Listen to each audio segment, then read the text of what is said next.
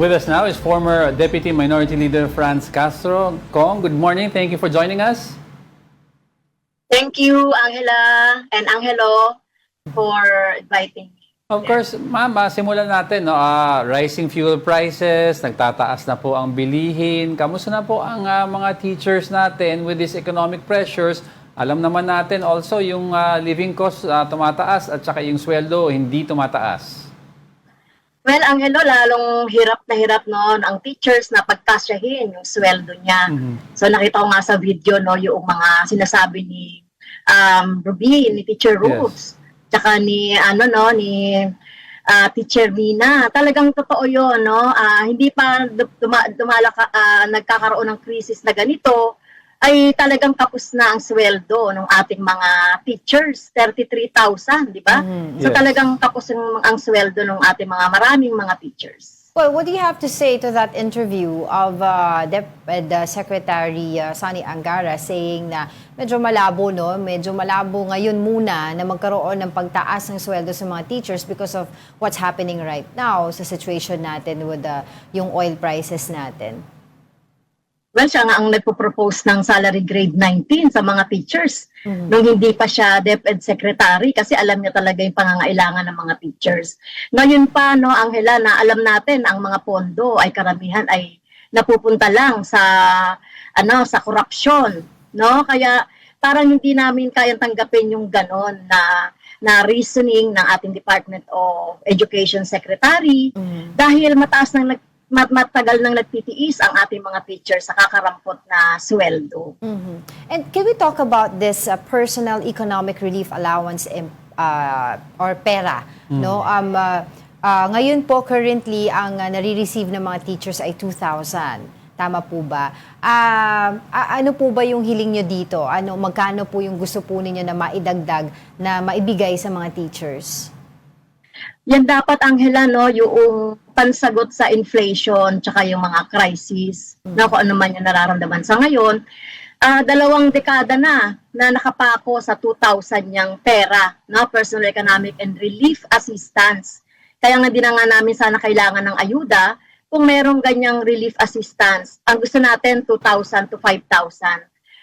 Kongresista pa ako, yan na yung ating proposal, no? 17th Congress hanggang sa ngayon ay yan natin hindi ginagrant ng ating gobyerno from 2 to 5,000. So meron ding malaki sinasabi dati ng dating DBM secretary na may possibility na madagdagan ito.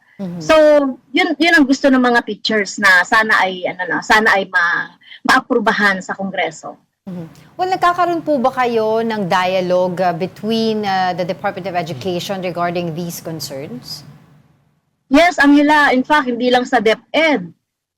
Wala naman tutor ng DepEd dyan sa taas-taasan ng pera. Even the DBM. No? May mga dialogues din ang ACT tsaka ang ACT Teachers Party List sa kanila. And ano po yung kanilang kumbaga tugon doon po sa inyong mga kahilingan?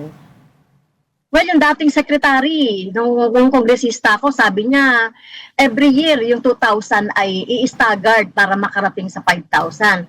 Mag-a-add daw ng 1,000. Pero ngayon, 2026 na, di ba? Wala pa talaga kami naririnig na konkreto at tiyak na na pagdaragdag dito sa pera. And you're talking about the former DepEd Secretary, which is Vice President Sara Duterte. No, yung DepEd Secretary ngayon, si Secretary Angara, wala siyang tutol na madagdagan yung pera. Former DBM Secretary, Amena Pangandaman, payag siya na madagdagan talaga yung pera at nag-iisip na nga siya ng gagawin. Pero ngayon nga, wala na tayo narinig sa DBM. May mga ibang teachers nagsasabi hindi pa nga tumataas ang sweldo and yet yung mga workload nila tumataas dahil sa kakulangan minsan ng iba-ibang, for example, core competency ng isang teacher is math, may kulang sa Filipino. Minsan magdo-double time ang teacher na wala sa job order niya or sa work requirement niya. May namamonitor ka pa buong ganun nangyayari until now? Yes, oo, meron, Angelo, no? Marami yan, kalat yan sa mga eskwelahan natin. Dahil sinasabi ng Department of Education, buti na yung merong tinuturuan kaysa wala. No? Kaya yung ganung mga pangangatwiran o assignment kaysa wala.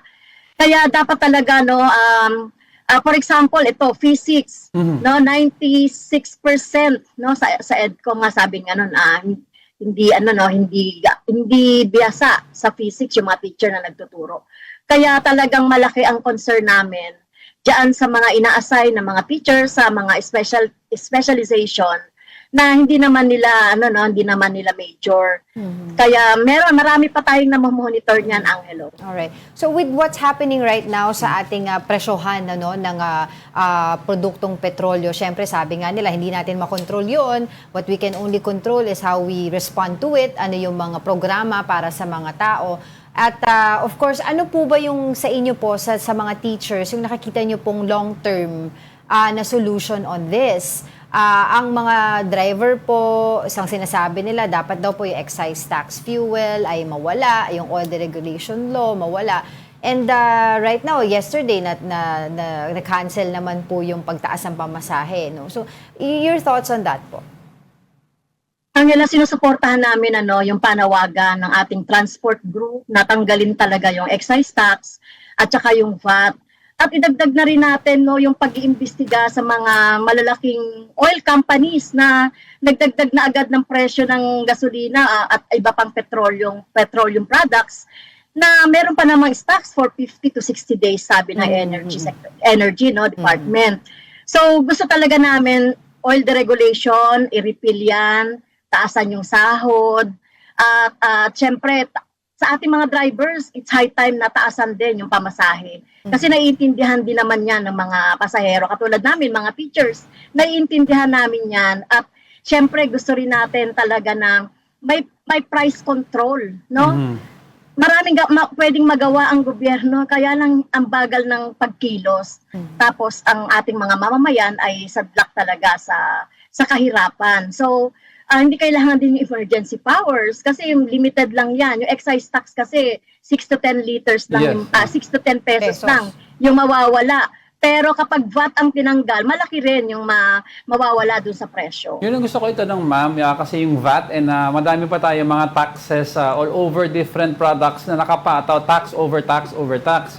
Ang sinasabi ng iba, baka naman paigtingin natin, number 1, ang collection na lang ng taxes. Number 2, yung corruption, bawasan natin. Tapos we were talking to Senator Bam Aquino the other day, yung corruption pa lang, pag natin, nabawasan natin po daw yun, baka naman we don't need plenty of VAT or EVAT sa mga produkto. Agree ba kayo doon, ma'am?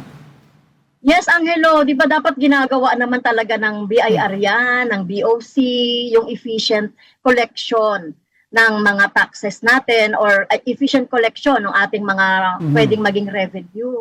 Kaya lang napaka-talamak talaga ang korupsyon sa ating bayan. Kaya ito yung nangyayari. Ang tinataksa ng malaki ay yung mga mahihirap. No? Kami din may proposal na tax the rich. No, yung wealth tax kasi 156 billion ang ma-generate diyan just in case. No, pero ang ginagawa kasi ay ginagawa nila yung tinatax pa rin yung mga mahihirap. Kaya talagang talagang malaki yung magagawa ng gobyerno kung titignan lang nila yung mga proposal namin, ang dami na yan na nasa Kongreso na pwedeng gawin. Well, you mentioned kanina yung pong paghingi ni Pangulong Bongbong Marcos ng emergency powers, both version ng House of Representatives and the Senate ay akit na approve na po, no? Antay na lang yung kanyang pirma, pero parang meron pong babago ng isip na parang titignan daw po muna, no, kung yun ay gagawin nila, babantayan muna yung world market. Your thoughts on that po? Well, sa amin nga sa Makabayan, hindi kailangan yung emergency powers. Ang dami na ng mga pwedeng magawa. Kasi allergic kami dyan sa emergency powers na yan na ginagamit ng nasa executive na hindi rin naman nakakatulong sa ating mga mamamayan. Kasi katulad niyan, yung excise tax lang from the train law ang i-address niyan. So marami pang dapat na i-address kung titignan ng Pangulo talaga yung mga proposal namin sa makabayan na nandiyan na sa Kongreso. Yung pagbawi po niya ng taas pamasahe na kakarampot nga lang po, piso lang yun. Pero ang naging dahilan naman po niya ay yung mga commuters. At ngayon po may 50% discount sa MRT or LRT if I'm not mistaken. Your thoughts on that? Well, gusto nga namin sana, Angela, yung 5 pesos na increase sa ating sa ating fare na proposal ng piston. Kasi ang tagal na yung hinihiling nilang na yan. Tapos saka ilibre siguro yung LRT, MRT, yung mga buses, na dapat na nagawin ng gobyerno natin sa ngayong crisis talaga sa ating mga pasahero. Kung talagang gusto nila yung benefits para sa mga passengers natin, di dapat may gawin din sila para sa mga drivers din natin. Well, kasi kumbaga yung pag-suspende ni Pangulo ay parang makikinabang din naman po yung mga teachers dahil hindi po tataas yung kanilang panggastos po sa pamasahe on that side of that fence. Tama po? Well, sa panahon ng krisis, Angela, nagtutulungan ang driver tsaka yung mga pasahero. Kaya katulad namin, teachers, naiintindihan namin yon sa kasi talagang ang laki na ng ibinawas sa computation nga nila, talagang 12,000 a month yung kanilang ginagastos doon sa pagtaas ng oil products. Kaya makatwiran lang ang kanilang panawagan. Well, we are on our 3rd week of itong krisis sa Iran at naapektuhan nga yung ating mga produktong petrolyo. Pero ganun din po ba ang epekto ngayon din sa mga teachers ngayon? Ganun po ba kabilis? Like ganun din kabilis sa sinasabi ng mga oil companies na kahit pangatlong linggo pa lang ay ramdam na sa mga stocks nila? Yes, Angela, unang linggo pa lang, unang linggo pa lang ng pagtaas, ramdam na, yung ng mga teachers. Itong pagtaas na ito, mga teachers natin, napilitan na rin niyang bumili ng mga motor, yung mga lalaki. Mga babae, bumili ng motor para nga makameno sila doon sa pamasahe. Ngayon, 3rd week na. Ngayon, dapat may gawin na yung gobyerno para itong mga oil companies ay sawatain dyan sa patuloy na pagtaas ng yan. Kasi sinasabi nga, 2 buwan pa nga dapat yung stock, pero ang laki na nang itinaas. So yan dapat yung gawin ng ating gobyerno. Tingin niyo kung ba't hindi umuusad ang discussion masyado regarding sa oil deregulation law? Nakita ko dyan yung mas interest ng mga oil companies, yung dinadala ng karamihan nating mga kasamahan dyan sa Kongreso. Tapos, syempre, magiging rin yan, sinasabi rin nila na makaka-apekto din daw yan sa negosyo, etc. Pero hindi kami naniniwala dyan. Kailangan na talaga nating i-repeal yung oil deregulation law kasi wala nang control ang gobyerno sa presyuhan ng langis. Hindi na nare-regulate din. Hindi naman natutupad yung sinasabi ng oil deregulation na may competition, bababa ang presyo. Magdadalawang dekada na rin, na dapat na talagang i-repeal. Well, one of the concerns nga po din dito is yung, of course, like yung nangyari nung pandemic na maapektuhan naman talaga ang education system na naman natin. This time around, dahil sa presyo ng fuel, ay nagkakaroon ng mga suhestyon na magkaroon ng work from home and, of course, study at home o online classes. Kayo po ba sa ACT Teachers Party List ay pabor doon sa mga ganong suhestyon para makatipid for the meantime? Medyo critical kami dyan at hindi kami sang-ayon dyan dahil napatunayan na nga nung panahon ng pandemic na bumaba yung kalidad ng yung efficiency, reading proficiency ng mga bata.